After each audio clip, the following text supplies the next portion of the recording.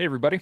Welcome back to The Collective. We have another fantastic show for you planned out today. Very excited to have Dave back with all of the background this time. It's fantastic. Really excited to be able to get into this conversation. So far this week, we were talking about embracing the suck. So we're going to carry on with the conversation we did yesterday, and we're going to get into one and done today. If you have any thoughts or questions or comments, by all means, put them in the comment section and we will engage those directly. Now, just actually like this one, Great Ad Gear. Hey guys, good to see you, buddy. Hey, buddy.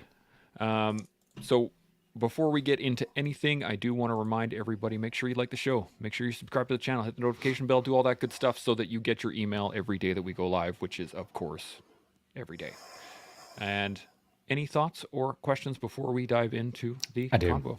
Giver. It is completely unrelated to what we're going to be talking about today, and I have to lay claim to the fact that before we went live, we were chirping in the green room, and we're having a little bit of fun with Dave's background, just a bit of fun.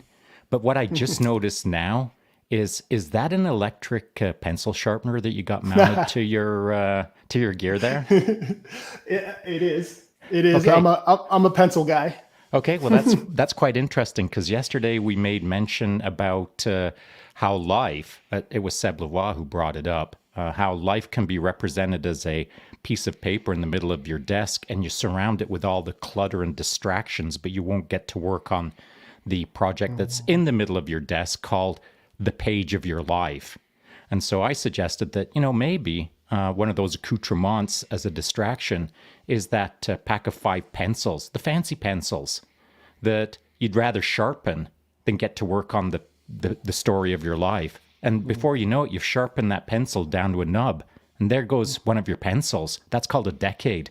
Now you've only got 4 decades left. So if you're not paying attention, you could sharpen your pencils down lickety-split and, be out of time, you know what I mean? Mm-hmm. Yeah. Well, and you got one, so perfect. Don't sharpen your pencils too often. Now, today, we got a couple more here. Winter Storm, morning, good to see you. He also says Dave is stepping up his standing game, which is awesome. And Great Ed Gear, he heard John Wick's weapon of choice was a pencil. There you go. Killed a man with it. That's why it's on a safe, right? 3 men. That's right. That's right.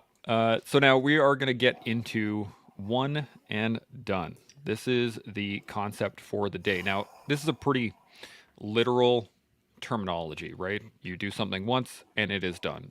But what we were talking about yesterday at the end of the conversation was surrounding the idea of completing one task and then allowing time to just pass as soon as that is done. And one of the examples that we pulled up today was within the military, you have task battle standards. You get a check mark on everything that you've completed, and then you are qualified to drive this ML, or you're qualified to run this boat, or use the explosives, or whatever it is you want to do forever.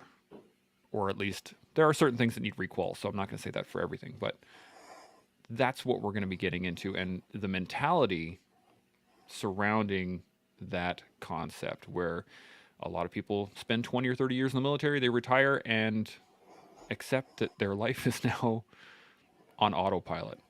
So I want to hear more of what you guys believe when you hear the term one and done. Shaun, let's start with you.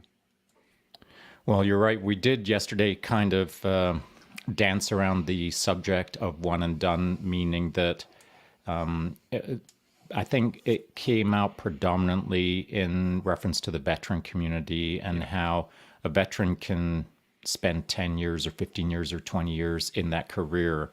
Then when they get out, feel like they've done it all. One career and done, as it were.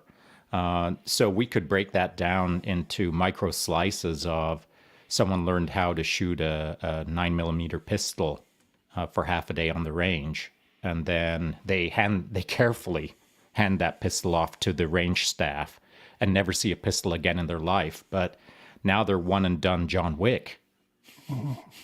Just got to pull John Wick into the conversation.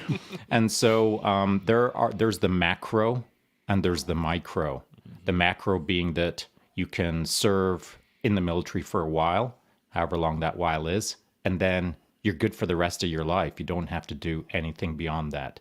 As for micros, do one minor task once and feel like you're now a SME or a subject matter expert in it. So it's definitely a trend that I've seen.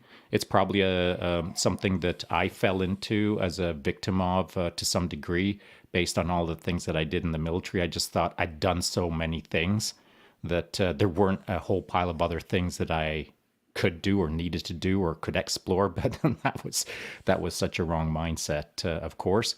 But I can see how it can happen for some folks. If it happened to me, it can happen to nearly anyone, I think. Yeah. Dave, what are your first thoughts? A couple. So I think we've probably all heard this saying that, I'll give you a story too. We were and you guys have Travis Denman on, and he was there several times when this happened. And so we would be at Range 37 at Fort Bragg is like kind of the shining star for anytime we have any visitors or anything, they usually go to Range 37 because they can't go, behind the fence usually. So they go to Range 37. So, we just did, there was this demonstration. There was a bunch of sergeant majors there from different commands or whatever. And they did this demonstration. I mean, like Blackhawks flying in, fast roping down, multiple breaches, just unbelievable stuff. Like it's just unreal, right? And then, I'm listening after a couple of sergeant majors talk to each other and like, hey, how come those guys aren't wearing the same shoes? You're like, that's what you got. Like out of everything, you're wondering why these guys aren't wearing the same shoes. Like that's what you get out of it, right? And so then we say, that guy, those are the type of people that don't have, 20 years experience. They got the 1 year 20 times, right? And so they just keep reliving the thing. And so, and those are also the ones who are like, why do you do that? Because that's the way it was done for me. Right. So when you're asking, why do you train this way? Why do you teach this way? Why are you this way? It's because this is the way I was taught. And this is the way that people were before me. And this is how it's always been. And so I'm going to do the same thing. Right. And so you get that, like, maybe they have a lot of experiences, but if you do the same thing every year, the same way, even though you do it more than one time, it still, in my mind, qualifies as one and done. That's a great point, Shaun. You got any thoughts on that? Yeah, I really like that. I hadn't considered it that way, so that's a really novel trajectory for me. And so as Dave was speaking, something that popped into my mind was an image of an opera, like a world-class opera. And you go there as a small party, and you sit down in your seats, and you are enthralled by the magnificence of that operatic performance, except for that one dude who's wondering which butter was used on the popcorn, And every year that you plan the trip to go and see like the world's best operatic performance, he's only interested in, I wonder if they've changed the butter on the popcorn this year. Completely oblivious to what is actually the spirit of what is supposed to be occurring.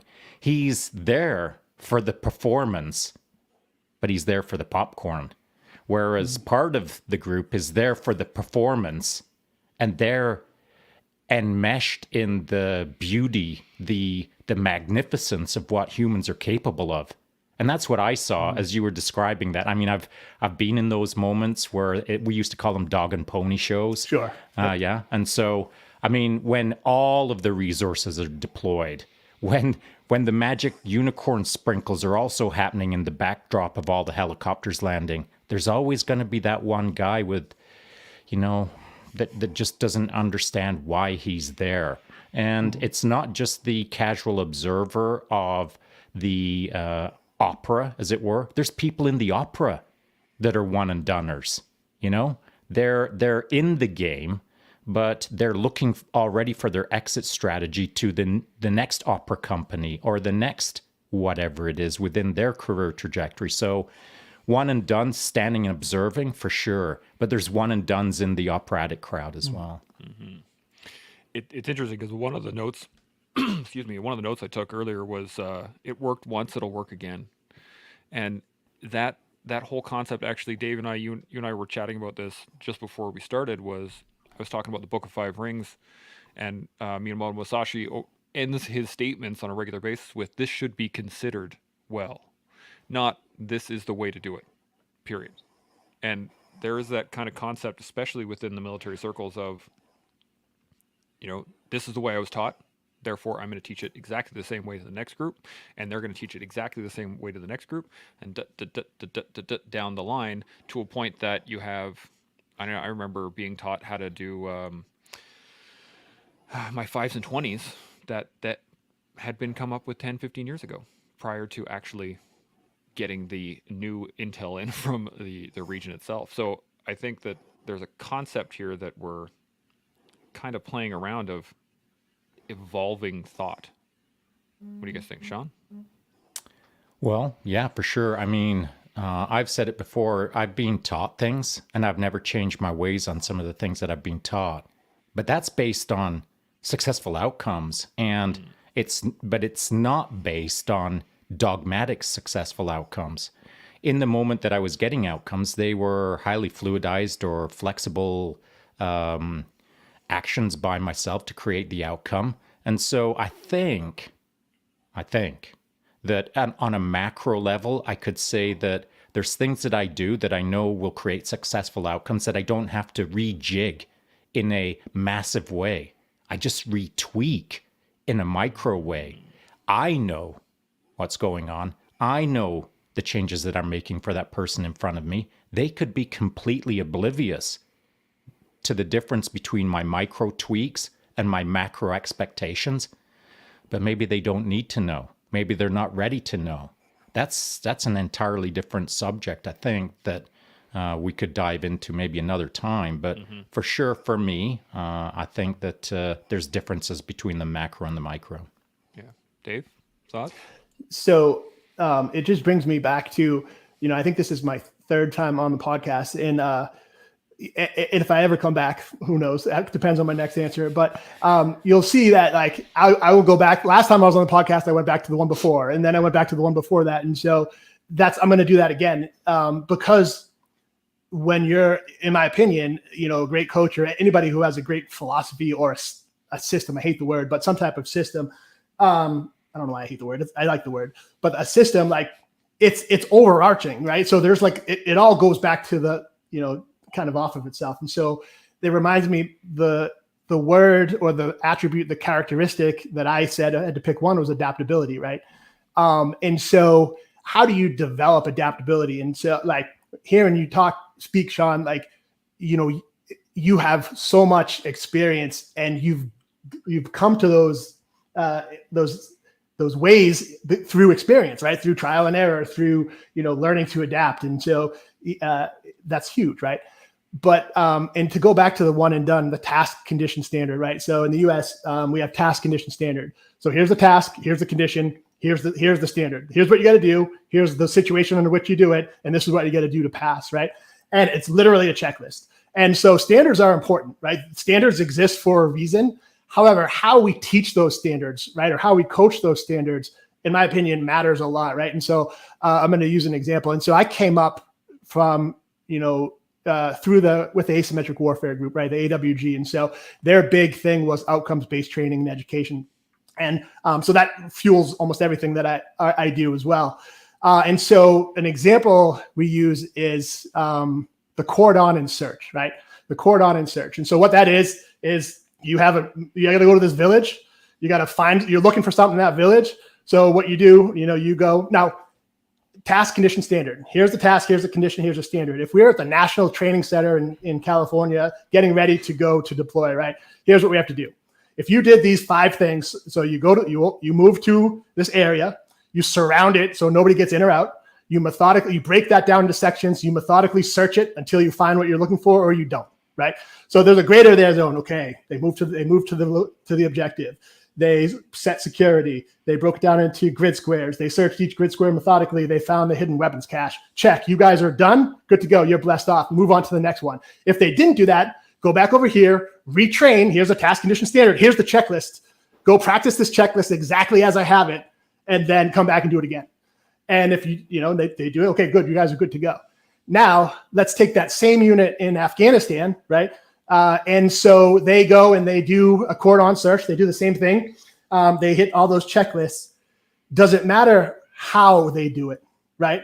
Does it matter how they do it, or why does that matter? That's the outcome. So the objective, cordon and search, find the thing they're looking for. The outcome, how they do it, right? So if they go in and they do all the things on the checklist and they do it respectively, right? They separate. They have their direct support females who are talking to the females. They don't let any goats run away free. They don't do anything like that. And they do it in a good way. And the villagers are like, hey, these guys are all right, cool. Or they go in and they just do everything wrong, right? What does that matter? So what's the outcome, right? And so sometimes the way you do something is more important as to whether you do it or not. You do it at all. Does that make sense? It does to and me. So, yeah, go ahead. It does to me. And you are a prime example of a guy who's focused on the outcome rather than the moment. And I'll explain that in a way that I just observed. So you were talking about, you'd said the word process and system, and then you kind of flipped your script on, I don't know, I don't really like the word process or system. But hang on a sec, why do I think that? Actually, I do like that. You know what I saw? I saw a guy in the now, so cognitively flexible that he could pivot on a dime and quickly analyze his real-time speech and disagree with himself and own it. And I mean, not too many people can do that. Not too many people rapidly evolve their cognitive flexibility in the moment to be able to flippity flop and be good with it. Because I know guys who would pause 2, 3, realize that they disagree with themselves and try to evade the moment. But you just naturally move through it. And I was naturally moving through it with you thinking, yeah, that's kind of how I work as well. And that is an indicative moment of someone at what level they've operated at and who they've been surrounded by. So to play with the phraseology of one and done, you can be the only one that's doing that. And you might think that it's abnormal until you line up with some other dude to your left and right who does exactly the same thing. And then all of a sudden the abnormal is kind of normal. And that's how you figure out things. That's how you figure out who you are and how you do things and how effective or ineffective it is by contextualizing it against the other guy who says, yeah, I don't believe in processes. Actually, hang on a sec, I do believe in processes and so should you. If you can flip your script like that, I mean, not be inauthentic, but, question your own words in the real time. I think it's really a case study of what we're talking about right now. Mm-hmm. Got anything to add there, Dave? I argue with myself all the time. all the time. That's good. Do you win? Never. I've not won yet. Yeah, neither do I. So, I have one quick comment here that it plays into this, and I wanted to add this in here. It says, Winterstorm jumps in. He says, a one and done attitude can eliminate the after action report and examining what did and didn't work. If it's forgotten immediately after being done and nothing is gained from the experience. And I think that's kind of what your guys are talking about right now, is that if you just accept whatever it is you said and run with it, you're not fluid enough. You're not adaptable enough to really develop your own thought pattern in the real time. Is that kind of where you guys are going with that, Shaun? Yeah, I mean, I watched Dave do an AAR in between two words, And so, if you can do it in a single sentence, you sure as heck can do it after a mission. You sure as heck can do it after you've, changed a tire. You can do it in all kinds of physical activities, all kinds of mental and emotional activities. If you can do it fluidized in the real time, you can do it definitely in the future and past, for sure. Absolutely. Dave, you got any thoughts on that? Well, I don't know if it's on that, but just to kind of go back to something Shaun said earlier about the opera. I've never been to an opera, but I feel like I would like it. I think I would, if they would let me in. But you talked about the butter, right? And so it just brought to mind this example, and this is the dichotomy, I guess, of coaching, or I don't even know if it's a dichotomy, but there's always this, seems like there's a conflict all the time, or there's a juxtaposition, right? Wait, didn't you just say this, but then you just say that? And so it's almost as if we contradict ourselves, or at least I contradict myself sometimes. But I don't, because it's so situational dependent. And this is where the adaptability portion is so important, to be able to assess in real time, what is actually going on, right? And so, and not get, what we talked about, the book of, the Life-Giving Sword, and you'll find that Munenori, the guy who wrote it, talks about a sickness. And so like it's typical Buddhism. When your mind gets stuck on something, that's a sickness, right? And so you never want your mind to get stuck on anything, because once your mind is stuck on something, and OODA loop, you call it whatever it is, right? Now you can only react as opposed to being proactive, because the situation moves so much faster than your mind, and then you're just trying to catch up and you never can, right? And so kind of that this goes back to that juxtaposition when Shaun was saying the guy who was thinking about the butter. So I use this example, and this is a U.S. baseball example, and also an older one. But I'm a Boston guy, so a Red Sox fan, and there was a guy named Manny Ramirez, and Manny Ramirez was probably the best two-strike hitter out there. And then there's the guy from the Yankees who is Alex Rodriguez, and Alex Rodriguez is also awesome, but he tended sometimes to choke when there's a lot of pressure, like when it's two strikes or whatever. He didn't do as well as someone like Manny. And the way I looked at it is that I think Alex or A-Rod was so smart and so analytical that every single time he couldn't get out of his head a lot of times, and so he's always thinking. That served him well a lot of the times. But under those conditions, I think he just got too caught up in it and maybe went too down deep into it. Where Manny, and I'm sure Manny's a really smart guy, I don't know him, but I used to say I don't know if he's, I just don't know if he's smart enough or whatever. But he's just 2 strikes, 2 outs, the game's on the line. It's all up to him. And I think he's up there thinking I think I like vanilla better than chocolate. I don't think that there's, and that works for him, right? And so that's kind of, I use that example to try to impart that to people, that's what you want to do, right? So you want to be able to not overanalyze and be so into your head and just be able to react to the moment, right? And so, and that is in a juxtaposition to that guy who is, thinking about the butter or whatever, or maybe it's not, but again, it just goes down to the adaptability. It's so situational dependent. And the best way to be able to be in that mindfulness stage, to be present, is first of all, to put yourself in those situations all the time, right? To become comfortable in those situations and to challenge yourself more and more. And so that when you do get in those situations, you're like, oh, I've been here or similar places before. Yeah. The thing that is kind of clicking in my head, at least a little bit, with the butter reference is Shaun and your coffee. When you're sitting on your live and you're doing your live, and you will pick your coffee up and you'll sip it and you'll actually taste it. You'll be in that moment of the coffee itself. And then as soon as that's done, you'll be back into the conversation. You'll be back into the show. You'll be back into the game. And I think that's at least what I'm seeing is, or what I'm hearing is the fact that it's not about so much that you can't be focused on one thing. It's that you have to be able to switch from one thing to another consistently, if that's about where we're going. Shaun, what do you think? For me, it is. I mean, I prioritize my now. And so what's the priority right now? The priority is listening and learning and gaining wisdom, throwing out some minor baubles of wisdom myself, and enjoying my coffee. And so the coffee is secondary, but I can switch tasks in the real time to enjoying my coffee while listening. And listening won't maybe get pushed to secondary or third, but my coffee in that moment, for that brief moment, I'm dialing into my coffee while I'm listening. We should all have the cognitive flexibility to be able to shift our priorities in a neuronal split second. You just should. So how do you learn to do that?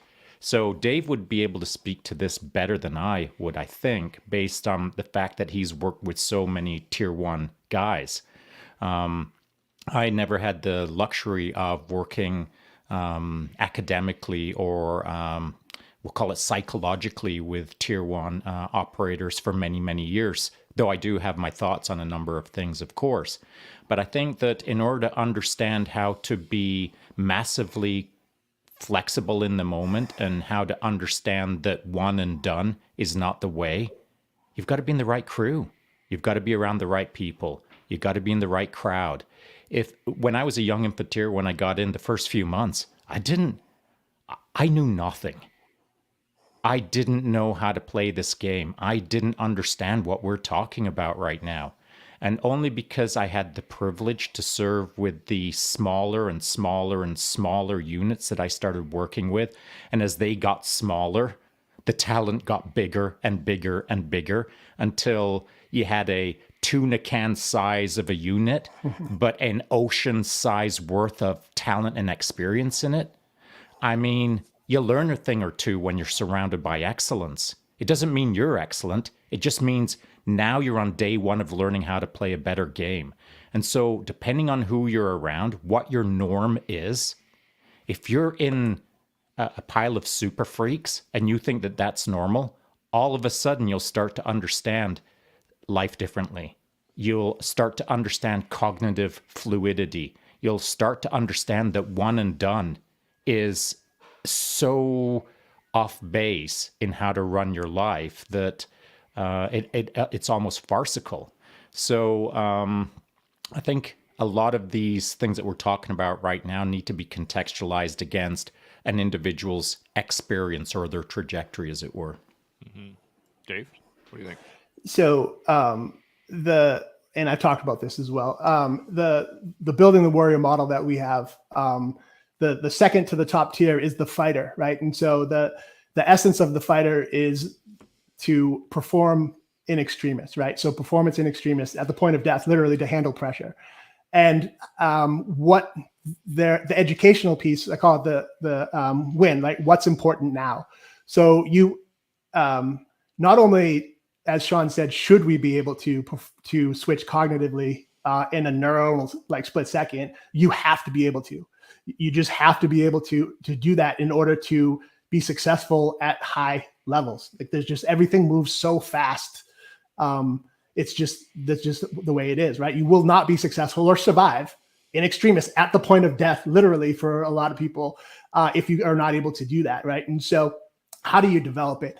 And, if you think about a continuum, right? So if you think about a line with an arrow on both sides, and let's say at the lower end, we have calm and also simple. So it can be a task. So it's a simple task down here, real easy, complex task all the way up here. Or it could be a calm environment, chaotic environment. It could be either way, right? And so somewhere along this line of this continuum, there's going to be a line of failure, right? There's going to be a line of failure. So as the task goes from simple to complex, at some point for all of us, we're going to fail. As the environment gets from calm to chaotic, at some point for all of us, we're going to fail, right? And so the goal of training is to push that line of failure to the right. We want to move that line further down so that we can operate and be successful at more and more complex tasks in a more and more chaotic environment, right? And so that's the idea. And so how do we do that? The only way to push that line is to train just on the other side of that line, to skirt that line. So not all the way over where you fail all the time, but you have to have failure. Failure has to be there. You have to put yourself in situations, or athlete, whoever it is, in situations where they have to make a decision. So they're at the very, very limits or just beyond what their capabilities have been in the past. And now they're forced to figure out, how do I be successful here? And, you want them to fail, because then they have to go back, and if they're good, or if you're a good coach, you can ask them questions, not tell them how to fix it, ask them questions and help them figure out a process of how to fix it themselves, right? And so as we get better and better, and we stay on that line of failure gets pushed to the right. Now, this is where the experience thing comes in, right? So along with that, there's something called schema we have in our brains, right? Which is just a framework of understanding something. Okay. So if I give you some type of information, like just a couple of words that frames the conversation. So while we were in the green room, Shaun was like, hey, give me like a good, clear definition of what one and done means. So give me a structure, just a little framework, just one sentence. And then I can structure all of my thoughts in, kind of to fit within that framework, right? So that's called a schema. It's literally in our brains. And so as we push that line to the right and we get more and more experience, our schema gets bigger and bigger, right? So we have a larger and larger framework where everything that comes to us, even if it's something we haven't seen before, we can relate it to more and more things that are pretty close or similar, or things we can borrow from, take a piece of here, take a piece here, to come up with a solution, right? And so that's the idea of how you develop and push that line, and why experience is so important. Now, if you still have that line of failure, and if you were to train way down on the other end near the simple and the calm and just stay down there, not only are you never going to move that line to the right, too complex and to chaotic, it's actually going to move to the left, right? You're going to get worse. So in my opinion, there's no zero sum training day. You either get better or you get worse. And so, and it's really, really easy and very tempting, not only because we're hardwired that way, but just society in general. And we're talking about the military, safety concerns, our commander, time, all this stuff. We want to give people the answers, keep them down here, and just to make sure everything is safe when we have them at that line of failure. And when we're talking about live rounds, big bombs, that stuff like that, and we're doing it at the point of failure, like it's very, very dangerous and can be very, very scary, yet it still has to happen in order to push ourselves to that level. Does that make sense? 100%. Shaun, you got any thoughts on that? I don't even know what I can add to that. Like, I was actually a little concerned that I got to go see a chiropractor from nodding so much. You know what I mean? I agree with pretty much every single word that was said there. And by the way, while I was listening and internally nodding my head, the T-shirt that you're wearing, the SOF way, as you were describing the SOF way, I mean, come on. You pretty much characterized it. And I think that that's an important point that was made, that the distinguishing trajectory between, and this will maybe annoy some people, but the difference between the regular Army and SOF. And I mean, it's divisive because there's a divide. There's a difference. We're not all the same. If we were all the same, there wouldn't be a unit called SOF. There wouldn't be a trajectory called SOF. It would just be called a massive machine that does the same thing. But that isn't the case. It is a massive machine that does many things. And within those many things, there's a trajectory called SOF. And that SOF trajectory is unique and specialized and requires talents that are not normal. And what is normal? Well, normal is today. How you normalize today. That's your normal. And yesterday might have been a different normal, and tomorrow may be a different normal again. But that's for you to decide based on your individual efforts and your guided efforts through a coach or through a team or through the trajectory that you're in.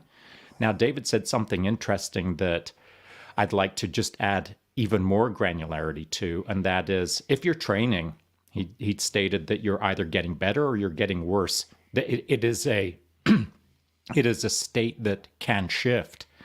And obviously, a lot of people out there would default to the binary decision of, well, if I can only get better or I can only get worse, I choose to get better every single day. Well, I mean, that's a normal thought process. But I disagree at a granular level. As a good coach, as an extremely experienced or nuanced coach, there's times when you want to move that sliding scale backwards, where you want them to not be getting better to some degree based on a number of factors, based on the psychology of the moment, based on trying to draw something out of someone that they can't understand, that isn't in a manual, that isn't in a playbook, that is only unique to you as a coach who understands that in that moment, that person needs something different, a play out of the playbook that is unique to that individual and to that moment. So as a good coach, the binary decision of get better or get worse is in place, but you have both of those tools to use or wield as a scalpel, depending on the situation. Yeah. Now, I have a question on this.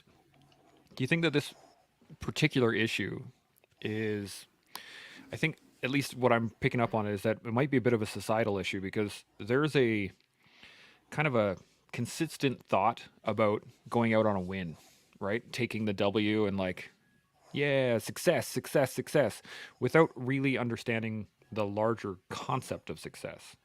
And so what I'm thinking of is like, you're playing one game and you play that one game forever. You're going to be good at that game and you're going to win at that game regularly, what your condition of winning is, right? So, but if you're consistently winning over time doing the exact same thing, that's going to breed a level of overconfidence that doesn't allow you to actually build any new skills. And so if you were to go from one game into another, like leaving the military and you go into a civilian workforce, that whole concept now the game that you were playing can't be applied to this game because this one was always successful and now you're failing. And so I'm wondering if you think it is more of a societal concept than it is, or do you think it's more of a personal understanding of what is successful and what isn't? Dave, what do you think? So, and I got this from, and I forget his name and I apologize, but he was a former Green Beret. He's the Go Ruck guy. So he found Go Ruck, and he talked about, and I love this. Like, it's so great. It fit perfectly. And so, especially about success, right? Like people's definition, and I think it probably goes to societal a little bit, or it probably starts at society on the large scale, and then people internalize it that way. He talks about the difference of a finite game versus an infinite game, right? So a finite game, you know who the players are, you know the rules, you know how to win, and there's a definite end, right? So a BJJ match, a football game, a rugby game, anything like that, that's a finite game. It's going to end, right? An infinite game, which is most of what life is the opposite. You don't know who the players are. The rules change constantly, and it doesn't really end. So how do you define success, right? And I think about my marriage, right? My marriage is an infinite game. And you know what success is in my marriage? Is staying freaking married. You're like, that's success. And so like, there's no end to that. And I have to work every single day to stay married, right? Like, and the rules change. Luckily the people stay the same, and at least in my marriage. And so that's good. So I know who the players are for the most part, but like the rules are not always the same. I don't understand the rules most of the time, or I think I do. And that's when I get in most trouble because apparently I didn't. And so like success every day at the end of the day is like, I'm still married, and it's not a negative thing in any way, shape or form, but in order for me to be successful at the end of the day, like I have to put in a ton of work, and it's never going to end, and it shouldn't end. And I mean, and she has to do the same thing. So, I think when we're talking about one and done and you're applying it to the bigger picture of your life, which everything should be, in my opinion, like everything should be about dominating life, right? Like dominating life and everything that goes along with it. And so, that's why I don't focus on the outcome. I try to get everybody that I work with to focus on the character and then the process, the system, whatever you want to call it. And so the idea of being done, one and done, and even that changes, right? Like my first marathon, and I saw this shirt at the end of my first marathon. I did the baton, so it wasn't a regular marathon. It was one of those ruck ones. And the shirt said, "Never again until the next one," right? And like, that's exactly how I felt. Like when I crossed that finish line, I'm like, this is so dumb. Like, why would anybody do this? I'm never doing it again. And then later that day, I'm like, if I started out too fast, if I didn't start out that fast, like I think I could have, and you're already starting to make that next plan. So yeah. 100%. Shaun, thoughts? Yes, that's how I ended up doing 30 24-hour solos. Because I raced for 24 hours in the first one and end up in emergency with internal bleeding. And the moment that I got out of emergency, I thought, I think I can do the second one better. 30 24s later, that's just the way my mind works. And that's when I look at this phrase, one and done, almost from the get-go of our conversation here, I can't get it out of my head. We've only got one. It's called our life. And then it's done. That's called being dead. You get a one and done called your life. But then within your life, you get to choose all of your trajectories. You get to choose all of your milestones. You get to choose all of the slices and dices the way that you want to run your program. By the way, as Dave said, and I'm married myself, it's a one person trajectory interacting with another person on a trajectory, and that complicates things. I mean, our lives are already pretty complex. If you want to achieve, if you want to win, if you want to dominate, if you want to smash, if you want to be successful in life, it's complex. It's even more complex when you're doing it with someone else next to you. And so one of the great advantages of being in a special operations team is everyone is more aligned, I would say, is more in tune with what the mission profile is. Whereas when you are an individual outside of a special operations team, the complexities are still quite complex, but the alignment is less aligned. And that's where things can get pretty interesting. That's where you might find yourself in an opera wondering about the butter in the popcorn, whereas the person who's sitting next to you, who's also a complex person, is wondering, why do I even bother? And so it's like relationships are complex and difficult and sometimes frustrating, except when you're trying to learn. You can learn so much from another person if you engage in the process. So the one and done of life, a solo trajectory, sure. But if you're doing it with others, 1,000 and done, well, that's really interesting to me. Dave, you got any additional thoughts on that? I think that when you asked about, we were kind of differentiating between soft, big army, right? And so, for a long time, at least in America, like the training was designed specifically to deal with a specific threat where, we don't want people thinking, right? We don't want people to think. We want people to die in place, just to stand there. We want, especially like the average Joe on the ground. We want to keep the Soviet Union from advancing past this parallel, and they're going to do the same thing. And so we don't want the people who are sitting in that line to think. Well, the people above them, we'll teach them to think a little bit. And the people above them, we'll teach them to think a little bit more. And everyone else can think from there. And so, but then, as things change, as they do, and, we get into global war on terror, just this whole asymmetric environment where everybody has to think, right? Because the action of the lowest private can have massive implications on a strategic or even global scale, right? And so, or it possibly. And so now, how do we change the way we train people, right? And so, or coach people, and that's kind of just goes out to that outcomes-based training and education versus objective-based training. Now, again, like the task, the condition, and standards, those are important and they don't have to change. But the way in which we develop those in people, or to train those in people, can be huge, right? And so, as an example of like, just to use that cordon and search, right? So we know what the task condition standards are. We know what the steps are. The Army has a manual, exactly what we need to do. But if I was to go to a bunch of civilians and try to teach them how to do that, I could say, hey, listen, this is what we got to do, right? We're trying to find this bunch of guns that they have hidden in this village somewhere. And there probably be some bad guys in there, or there might not be, we don't know. But we want to make sure we're able to talk to everybody in there. So what do you think we should do? Like, what's the first step we should do? And, they're like, hey, we got to go to the village first, right? Sure. And what next? Well, if we don't want anyone to get in or out, we should probably surround it, right? Set up some people just to make sure we know who's getting in, getting out. Cool. Yeah. What next? Well, if we have to search everywhere, we might as well do it somewhat systematically, right? So like we'll break it up. We'll, do it this way, etc. And so then when I have a list of stuff, it pretty much looks exactly like that task condition standard. And I could say, hey, listen, so the Army has this thing called a cordon and search, and here are the steps, right? And so instead of me going, here's the cordon and search, this is what you do, it's teaching them a process of how to solve a problem, right? So you're helping them to identify the problem and then solve it. And then you're tying back in the specific steps that have been proven to be successful through multiple iterations of, really, really smart and tough people for a very, very long time. And so it's how we develop that adaptability is huge. And I mentioned last time about, my dissertation, miking up expert football coaches. And so what I was trying to find was, what do they say to their players after they make a mistake, right? The official title was Examining Mistake Contingent Communication Strategies of Elite Football Coaches. And so we started with high school, because high school has to teach everything, right? You never know what level you're going to get. And so anyways, the thing that these elite coaches did more than anything, the type of feedback they gave, almost more than anything, but really, really high up there, was they asked questions. Right. So they ask questions. So instead of directions, they actually ask their players questions like, how are you getting beat? What do you think will help you to get there faster?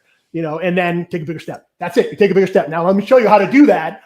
But they ask those questions. So they're helping their players to identify a problem and learning a process to solve it on their own, so that when that player is in the game and the coach isn't there and they're facing a new situation that they don't know how to, identify, they can at least have a process of like thinking through how to solve it before they come off the field and ask the coach, hey, how do I solve this? Does that make sense? Absolutely. Shaun, you got any additional thoughts on that? Yeah, it's that's a super clear way of putting across the difference between rote memorization and regurgitation versus critical thought and improvisation. Two radically different things. And when you get into the military, you're initially taught rote memorization and execution against a task that you don't understand through a bunch of steps that you're not sure where they came from or whether they're even important or not. You're taught to memorize and do without an understanding of why or how it came to be. And that never really worked for me. That's the way my brain works. I don't work like that. What I do work like is out of the box. So whatever the problem is in front of me, I don't need all the steps. Just tell me what needs to be done, and then I'll figure it out. As the old saying goes, there's many ways to skin a cat. Well, I've skinned a few over the years, and there's many ways to do it. And so, not literally.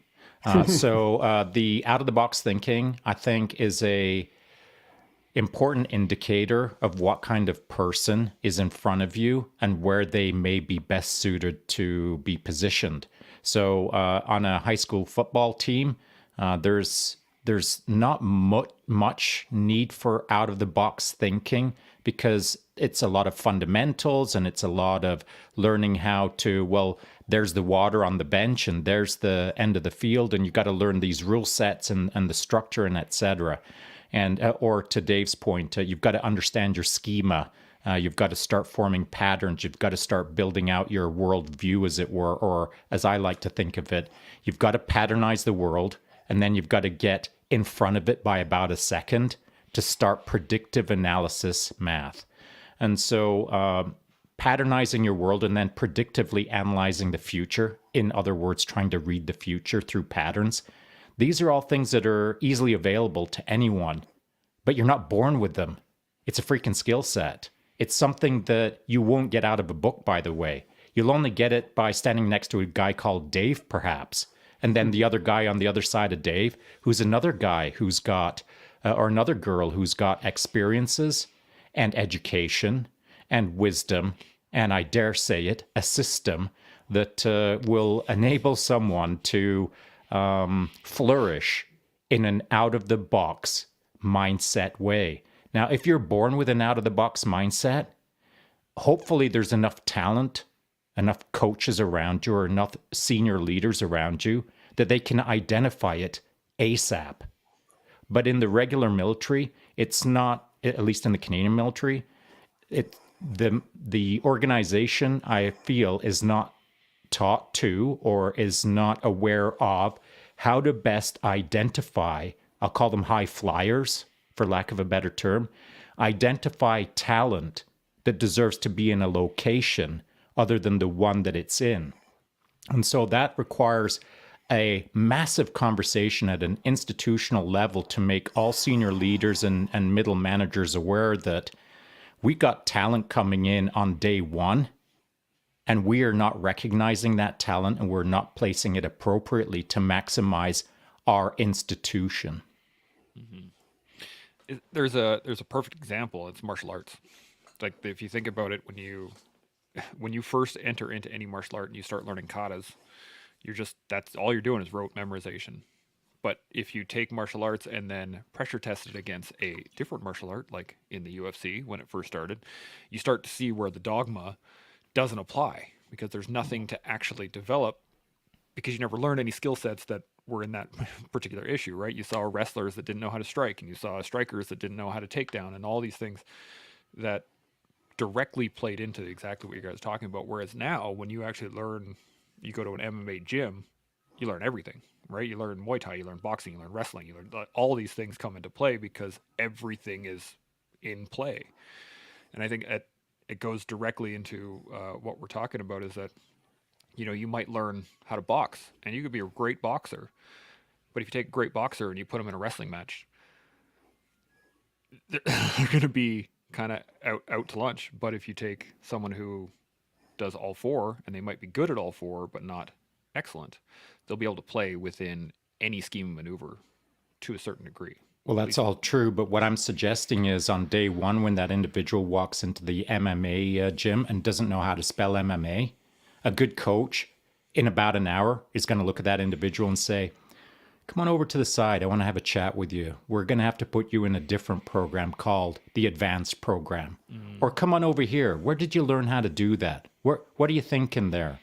That's interesting to me. Let's talk. So I'm talking about identifying talent Yeah. on day one, not what that talent can turn into, because there's talented and there's talentless that show up on day one. And if you're talentless, that doesn't mean that you're like that for the rest of your life. You're just going to have to work harder to become talented. But if you show up on day one talented, whatever that means to everyone out there, that's the time when someone should pull that talented individual off to the side and start using those resources appropriately. Absolutely. Dave, you got any additional thoughts on that? So, yeah, the talent piece especially, and this will not maybe win me some friends, but I used to be one of those guys who was like, I'd rather have a mentally tough dude or team than very talented. Like that's what I want to work with because you can whatever. But now I'm the exact opposite. Like I much rather have a talented person to work with, like full blown as best as they can, because that's something. I mean, you can develop talent to a certain level, right? But like, there's definitely something that is innate, however they got it, right? It's there. And so the exciting part about the coaching world for me is that, I know no matter how much I lie to myself and tell myself how great I was or could be or should have been or whatever, like I know deep down inside how good I could be, right? But when I see a kid or, somebody else who's can be a gazillion times better than me. Like that is so exciting because they have this talent that I could never have. Right. And so the mental part, like that's the part that I can train. Like I can develop that mental toughness piece. We can develop the character piece. We can develop the process. We can develop that, all that stuff. I believe I'm okay at developing versus the talent is the talent. Right. And so, I don't want to work with people who aren't talented. Like, and there's plenty of people out there who do, and bless their hearts. Like, that's awesome. That ain't me, right? Like, I don't want to be a freaking accountability coach. Like, I don't want to be like anything like that. And so, and back to our model again, right? Talent is the lowest realm, like the lowest tier on our pyramid. And there's actually a red line drawn above that because talent alone isn't enough, right? Talent gets you in the door. I'm sitting in a room with, the Dallas Cowboys. Well, there's 28 or 30 other rooms around the country down here that are just as talented. Everyone's just as good. Everyone's just as fast. Everyone's just as strong. Like literally, they're exactly the same, right? They're all the level of talent is almost exactly the same. They're all amazing, but they're all the same. So like, what's the difference, right? It ain't talent. It's the next levels that gets that talent to use and how you put that stuff to use. And so, does that make sense? Yeah, absolutely. It does to me. I love working with talent and then teaching it mindset. Is there anything more attractive to a coach? Not to me anyway. And I've said it before, just like you, Dave. And I know that it's maybe, I don't know if it's annoyed people, but I'm sure it's got under some people's skin. I'm a guy who likes to work with certain people, but not all people. Because for me to do my best, I've got to be in the game with the person. I've got to want to do what I want to do, not begrudgingly get involved with a person who, I'm going to say it, doesn't interest me. I'm interested by a lot of things. Sometimes I'm interested more in a book than I am in a person if that person does not play their game well or does not vibe with me. I'd rather read a book. I'd rather go and watch a movie than work with someone who just doesn't synchronize with me. And it doesn't mean that they have to be the most talented person in the world, No. But there's got to be something there. There's got to be something there for me to be intrigued, to make it appealing, to make it interesting, to let's not put too fine an edge on it, but I'll say for me to waste a minute of my life that I'll never get back, for me to invest time in someone that is my most precious commodity, spend time with my family or spend time with a person who doesn't deserve my time. I think you guys just. I have a question. I don't know, here. Dave. What do you think? Dave, what do you got? Well, so like this just is occurring to me right now. Like literally, it's an insight into my own problem brain. So I think that like, and this is like, I have a narcissism or like whatever that's in me. And so like, I think in order for me to be interested in somebody, like they have to be better than I think that I am. Right. So they have to have more talent than I think that I have. And I think I'm super talented. Now, am I delusional? 100%. Yeah. Like, I know that I'm not like, but I think in my mind, like I can be, you know, like, I know it's a problem. Yeah. No, you know, it is not a problem. It is not a problem at all. I love it because I kind of think the same way. Yeah. Like selfishly, like I want to be around somebody who's better because I want to like steal their secrets. Right. Like I want to steal that stuff. And so, you know, the best experience that I've ever had, and I don't know if this relates, and this guy is a mentor to me. I'm going to name his name because I can now. A guy named Eric Turk, right? So Eric Turk, when I was going to do the Baton Death March race, so the Baton Death March, if you guys aren't aware, it's in New Mexico, White Sands, New Mexico. It's a rock marathon. So you got to wear, 45 pounds, wear boots, do all that stuff. And so I got in my head, I was going to do the Baton Death March as a train up for the Spartan Death Race in 2012. And so, I didn't know anything about it. I was not a marathon runner. I never ran more than, anything very far, but I wanted to be competitive. So I know I wasn't going to run a 2-hour or, sub 3-hour marathon ever, normal marathon, but I can run pretty good with weight. Like that's something I can do. So, I'm going to do something that I have a chance to win. And so I identified the winners. I saw these 2 Erics. Eric's won like the last 3 years. They just crush it. And so like I found Eric and this is when I was just with the regular army. So I didn't have like the access to the secret, email net or whatever. And so I sent him big army and I was like, asking him some questions about the stuff. And like, so he finally gets back to me later and he's like, I was just asking him about the baton, like how he trains, And he listed a couple of things. Right. And then he was like, yeah, at the end of his email, he said, but the rest are my secrets. I'm keeping them in because my race career isn't done yet. Right. I'm like, okay, cool. So I email him back. I'm like, that's cool. For me, like, I just like to do my best. Like, I don't really have any secrets. And in my mind now, like 5 minutes later or less, an email came back. Right. And it literally was a bullet list of everything he does, like literally everything from how he does his pack to how he does his hydration plan, how he sets his watch every 10 minutes to drink water, like everything. And at the end he goes, everything I know, now effing beat me. And like that is awesome. Like that is awesome. So this dude became my mentor and he didn't even know it. Right. In that email, like I love that. And so that's the mindset. Like that's who I want to be around. Right. Like, everything I know. So if you better beat me, he actually said, you better push me to a new personal best. And so that's like this, that. I guess. I freaking love that. Yeah, that is it was fantastic. awesome. Yeah. Now we're a little short on time here. I got a couple of questions. I think we may have answered them already, but I just want to hit these up before we get done today. So Tanya jumps in and she says, how do you reconcile working iteratively and perfectionism?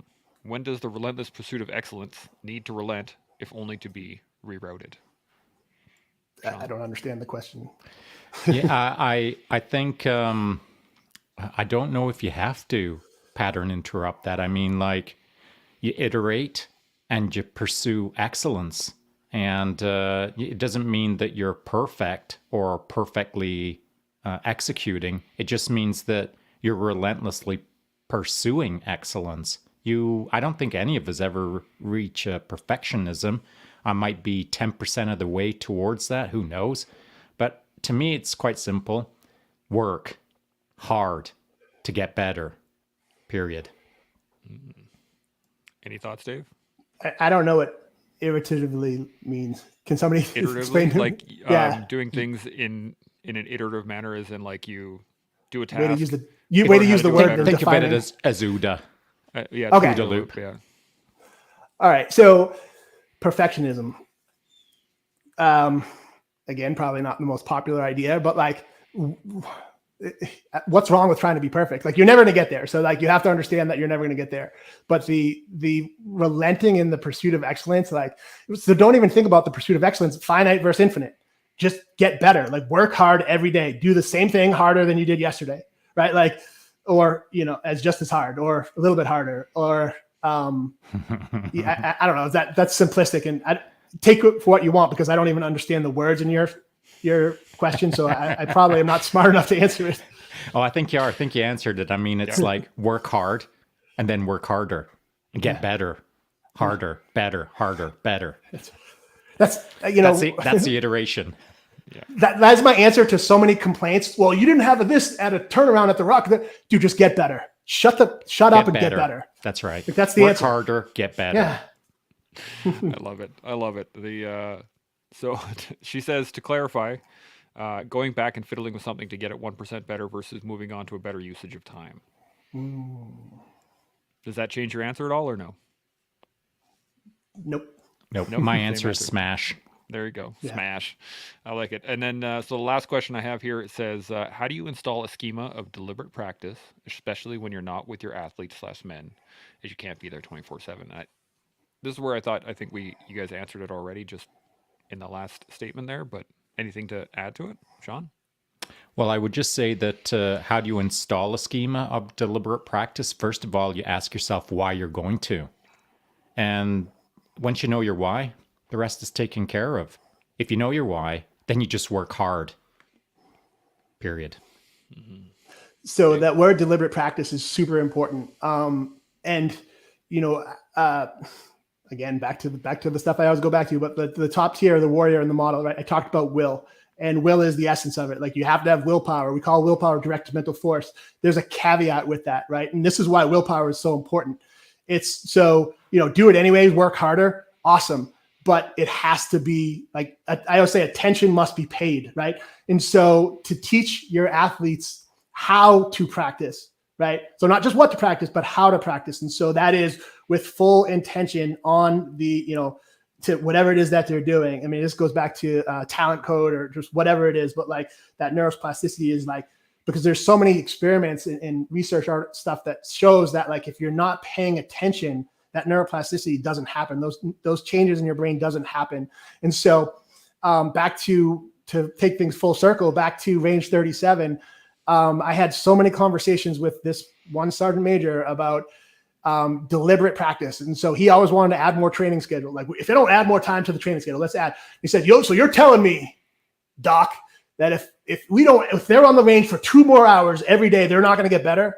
I say, not only am I telling you that, Sergeant Major, they're not going to get better, they're going to get worse, because there's no way you can add more time on there and have them still deliberately mentally engaged to make the changes they need to do. I'm suggesting, like, cut some freaking hours, right? Let's cut some hours and make the training more intensive so they can be, you know, able to focus and pay attention to every little aspect to make those changes. I like that. Shaun, you got any thing to add? Yeah, it's called visualization. Yes. And so to the point, neuroplasticity, forming neuronal connections just through the power of your mind as you're laying in bed at night, just about to go to sleep. Now you're doing the work. A lot of life is mental, for sure. 90% of it is mental. The other 10% is mental. And so if you want to get to work, get to work. Get to work in your mind. And even better, as you're doing that, surround yourself with people who are also doing the same thing. 100%. Now, we are just a little bit over time here. Any final thoughts? Dave, anything at all? I got nothing. Nope, my brain is broke. There we go. I do have a point. I would suggest that Dave leaves the range 5 minutes earlier so that he can, you know. Fair enough. I think that one and done, as has been said, look at life as a macro and a micro. And the macro of life is it's a continuous trajectory where you're constantly trying to pursue excellence, where you're trying to win, where you are looking for perfection, though you'll never achieve it. I see no issue with that. I see no issue with pursuing perfection.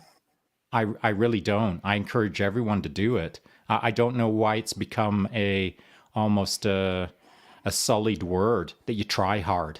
It's almost like you're trying hard. Dude, is there something wrong with you? Whereas for me, I think, is there something wrong with you that you're not trying harder? And I think it's a mindset. And I'd just like to leave everyone with the fact that if you're thinking you're working hard right now, you're not. You can always work harder. Always work harder. I like it. So first off, Dave, thank you so much for joining us once again. There are lots of great information here. Really excited for the amount of wisdom that y'all just sat down and dropped, well, stood and dropped for the last hour-long session here. It's been fantastic just sitting here and listening to it. I do really appreciate the conversation. And, you know, to go back to the one and done, it's interesting that you go back to macro and micro in that in terms of a lifespan, you only have one and then you're done. But you also only have every day. You wake up in the morning, you got this day. So make it friggin' outstanding. Crush your day. And then when you go to sleep, you can be done. And you wake up, you do it again, over and over and over again. So, you know, as you learn how to do that, that allows you to build every day to be better. And then once you are better every day, you get to grow into the person that you're meant to be. And you can do that with us every day here on The Collective. We'll see y'all tomorrow. Chimo. Chimo.